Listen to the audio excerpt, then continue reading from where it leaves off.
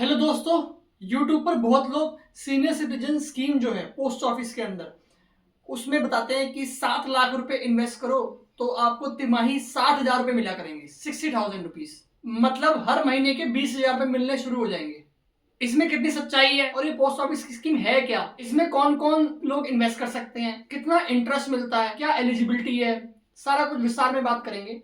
तो वीडियो को एंड तक देखना और अगर चैनल पर नए हैं तो चैनल को सब्सक्राइब करना। तो वीडियो हम सीधा यहाँ पे स्टार्ट करते हैं। पोस्ट ऑफिस की जो स्कीम है सीनियर सिटीजन सेविंग स्कीम, ये स्कीम भारत सरकार की तरफ से 2004 में शुरू किया गया था। ये एक ऐसी स्कीम है जिसमें आपको खाली एक बार पैसा जमा करना होता है और आपको क्वार्टरली जो है अमाउंट मिलना स्टार्ट हो जाता है। मतलब हर 3 महीने में आपको अमाउंट जो है वो मिलना स्टार्ट हो जाता है।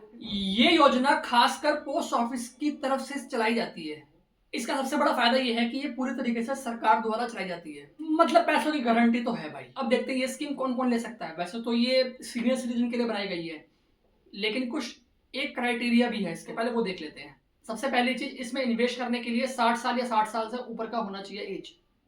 लेकिन रुकिए, अगर आप सरकारी नौकरी में थे और आपकी एज 55 साल से ज्यादा है और 60 से कम है, और अगर आपने वीआरएस रिटायरमेंट लिया है तो भी आप ये स्कीम ले सकते हैं। लेकिन इसके लिए एक शर्त है, आपको रिटायरमेंट के लाभ मिलने के 1 महीने के अंदर इस स्कीम में पैसा जमा करना होगा। इसके अलावा रक्षा सेवाओं से रिटायर हुए लोग भी इसमें इन्वेस्ट कर सकते हैं और उनकी उम्र कम से कम 50 साल होनी चाहिए। अब बात करते हैं कितना पैसा हम इसमें इन्वेस्ट कर सकते हैं। सीनियर सिटीजन सेविंग स्कीम के अंदर मिनिमम 1000 रुपीज आप इन्वेस्ट कर सकते हो और अधिकतम अगर हम इन्वेस्टमेंट की बात करते हैं, मैक्सिमम इन्वेस्टमेंट आप कर सकते हैं 30 लाख रुपीज। लेकिन यहाँ पे आपको एक चीज बताना चाहता हूँ, अगर आप 55 से 60 की एज में हैं और आपने वीआरएस रिटायरमेंट ली हुई है या रिटायरमेंट के बाद निवेश कर रहे हैं, तो आप जितना पैसा जमा करें वो आपके रिटायरमेंट में मिले हुए पैसों से ज्यादा नहीं हो सकता। उदाहरण के लिए, अगर आपको रिटायरमेंट में 20 लाख मिले हैं तो आप सिर्फ 20 लाख तक ही जमा कर सकते हैं, भले ही अधिकतम सीमा 30 लाख क्यों ना हो।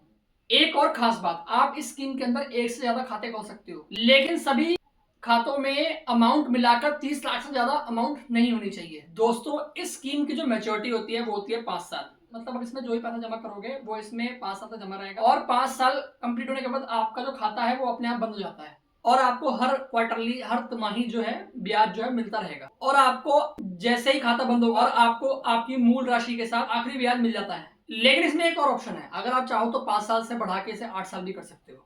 इसके लिए आपको मैच्योरिटी के 1 साल के अंदर अंदर आपको फॉर्म बी जो है वो भर के जमा करना होगा। इस दौरान आपको उस समय का ब्याज मिलेगा जो सरकार ने तय किया होगा।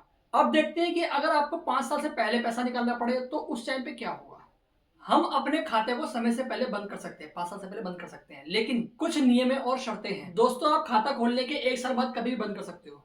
अगर आप खाता 1 साल के बाद और 2 साल से कम में बंद करते हैं तो आपको 1.5% जो है डिडक्शन देना पड़ेगा।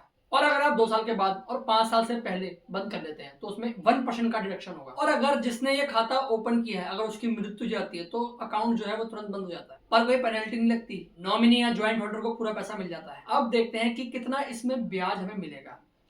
अभी मार्च के समय में मैं वीडियो बना रहा हूँ 2025, तो अभी तक जो इसमें ब्याज मिल रहा है वो 8.2% मिल रहा है। बट ये कभी कभी चेंज हो जाता है। कैसे? क्वार्टरली चेंज हो जाता है, अप्रैल में चेंज हो जाता है, जुलाई में चेंज हो जाता है, अक्टूबर में हो जाता है, जनवरी में हो जाता है। लेकिन एक बात आप ध्यान रखना, जो भी आप पैसा जमा करते हो वो 5 साल तक जमा रहेगा, लॉकिंग पीरियड जो है। ये जो ब्याज आपको मिलेगा इस स्कीम के अंदर वो हर 3 महीने में मिलेगा, 31 मार्च, 30 जून, 30 सितंबर और 31 दिसंबर। और अगर आपने इस स्कीम को किसी पोस्ट ऑफिस या बैंक के खाते से जोड़ा है तो वहां पे ऑटोमेटिकली जमा हो जाता है। अब देखते हैं कि किस तरीके से हम हर महीने 20,000 रुपए ले सकते हैं और हर क्वार्टरली अप्रॉक्स 60,000 रुपए। अब जैसे मैंने आपको बताया था कि इसमें जो इंटरेस्ट रेट है वो है 8.2%। यहाँ पे अगर आप 1 लाख रुपए जमा करते हो तो क्वार्टरली 2,050 रुपए आपको मिलते हैं। अगर आप 2 लाख रुपए जमा करते हो तो क्वार्टरली आपको मिलेगा 4,100 रुपए।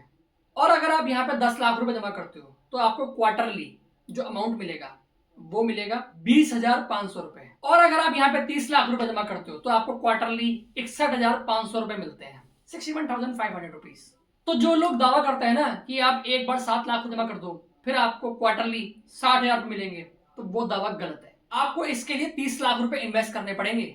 देखो, सीनियर सिटीजन स्कीम्स जो होती है उसके अंदर इन्वेस्ट करने का जो फायदा होता है उसमें सबसे बढ़िया चीज होती है वो होता है टैक्स बेनिफिट।